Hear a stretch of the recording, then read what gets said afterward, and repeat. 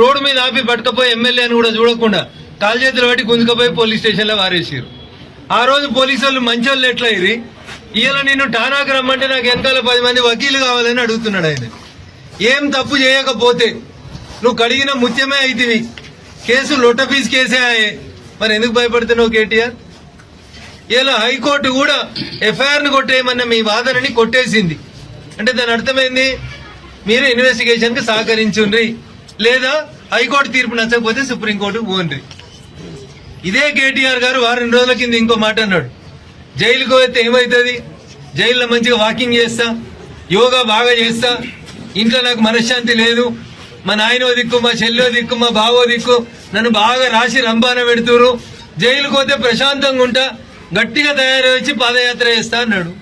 పోయిరాండి, మరి జైలు కూడా ఎట్లుంటుందో చూసిరాండి. ఒక దిక్కేమో తప్పు చేయలేదంటాడు, ఒక దిక్కేమో అవినీతి జరగలేదంటాడు, ఇంకొక దిక్కు మోడీకి, ఈడీకి, బోడీకి దేనికి భయపడ్డా అంటాడు. మరి వీళ్ళకి ఇంతెందుకు భయపడుతున్నారు? అవన్నా సల్జరం వచ్చినాడు వణికినట్టు వణుకుతుండు.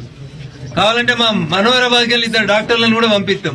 ముందైతే నువ్వు పోలీస్ స్టేషన్కి పోయి చూడు, పోలీసు వాళ్ళకి చెప్పు ఏం చేసినావో చెప్పు.